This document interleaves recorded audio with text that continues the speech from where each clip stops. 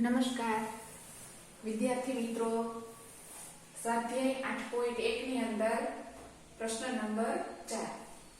હવે આપણે એ જોવાનું છે, તો એની અંદર જોઈએ શું આપેલું છે. પ્રશ્ન નંબર 4, તો સંખ્યા રેખા દોરો. હવે સંખ્યા રેખા આપણને સૌને દોરતા આવડે છે. સંખ્યા રેખા દોરો અને નીચે આપેલી સમય સંખ્યાઓનું નિરૂપણ કરો. સમય સંખ્યાઓ એટલે કે જે સંખ્યાઓ અંશમાં અને છેદમાં હોય એવી સંખ્યાઓનું નિરૂપણ સંખ્યા રેખા પર કરવાનું છે. તો સંખ્યા રેખા સૌપ્રથમ દોરવાની છે. ચાલો આપણે સંખ્યા રેખા સૌપ્રથમ દોરીએ.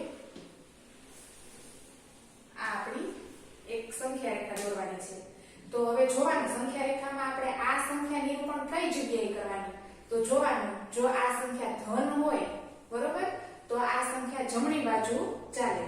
જો ઋણ હોય તો સંખ્યા ડાબી બાજુ ચાલે. હવે છેદમાં કેટલા છે? 4. તો આપણે એના 4 ભાગ કરવાના છે.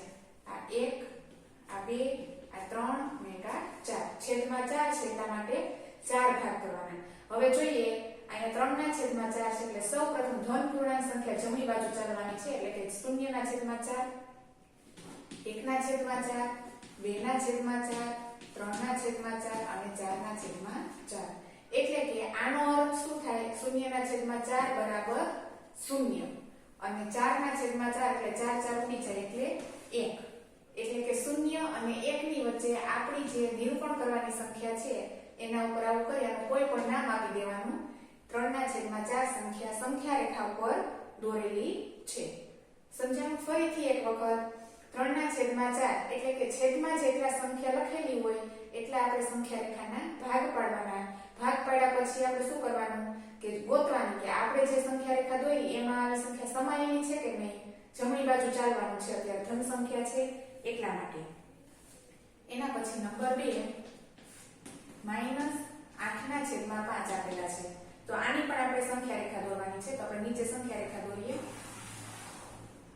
બરોબર, -8 છેદમાં કેટલા છે? 8 અને સંખ્યા કઈ છે?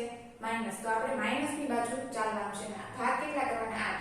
આ 1, 2, 3, 4, 5, 6, 7 ને 8 ભાગ કર્યા છે. એના પછી માઈનસ સંખ્યા છે એટલે આપણે ડાબી બાજુ ચાલવાનું છે. તો અહીંયાથી લખવાનું 0 ના છેદમાં 8 માઈનસ આ 1 ના છેદમાં 8 માઈનસ 2 ના છેદમાં 8 માઈનસ 3 ના છેદમાં 8 માઈનસ 4 ના છેદમાં 8 માઈનસ 5 ના છેદમાં 8 માઈનસ 6 ના છેદમાં 8 માઈનસ 7 ના છેદમાં 8 માઈનસ 8 ના છેદમાં 8. સમજો? હવે આપણે આ સંખ્યા ક્યાં આવેલી છે? તો કે આપણે આ સંખ્યા અહીંયા આવેલી છે. તો એના ઉપર કોઈ પણ નામ આપી શકાય. x. બરોબર. હવે આપણે જોવાનું છે કે આ સંખ્યા છે કોની વચ્ચે થાય. તો આનો અર્થ શું થાય? આ બંનેનો અર્થ 0. હવે આ બંનેનો અર્થ શું થાય? 8 ના છેદમાં 8 એટલે કે -1. આનો અર્થ -1 થાય. અને આનો અર્થ શું થાય?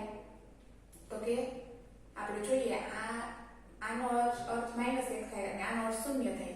એટલે કે 0 અને -1 ની વચ્ચે આપણી આ સંખ્યા આપણને મળે છે. -5 ના છેદમાં 8. નંબર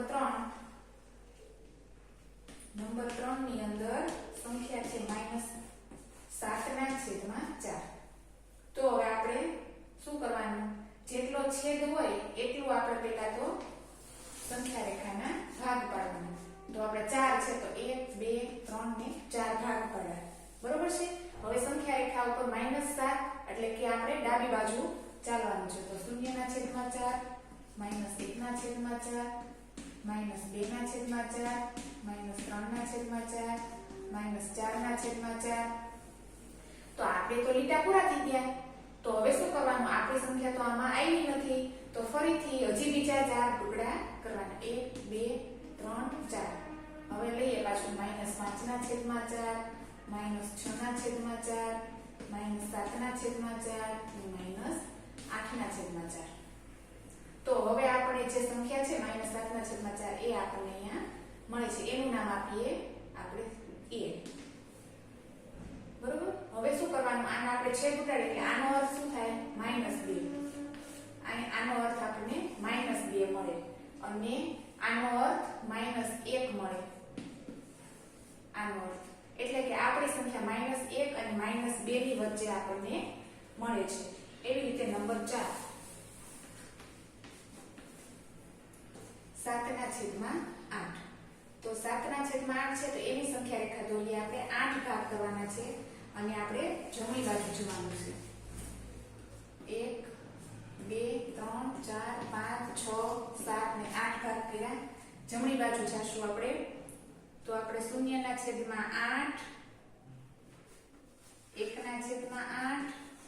2/8 3/8 4/8 5/8 6/8 7/8 અને 8/8. એટલે કે 8 8 જાય એટલે 1 વધે અને અહીંયા 0 વધે. 0 અને 1 ની વચ્ચે આપણી 7.8. આનું નામ આપીએ b. સંખ્યા આપણને મળે છે. ફરીથી એક વખત સમજી લઈએ કે સંખ્યા રેખા દોરો અને સંખ્યાઓનો સમય સંખ્યાઓનું નિરૂપણ કરો. તો આપણે સંખ્યા રેખા દોરવાની છેદને આધારે આપણે સંખ્યા રેખા ઉપર જવાનું છે. છેદમાં જેટલી સંખ્યા હોય એટલા આપણે લીટા દોરી અને ધન સંખ્યા હોય તો જમણી બાજુ જવાનું, ઋણ સંખ્યા હોય તો ડાબી બાજુ જવાનું. જો વિદ્યાર્થી મિત્રો ન સમજાય તો કોમેન્ટ જરૂરથી કરજો. અમારી ચેનલને સબસ્ક્રાઇબ જરૂરથી કરો.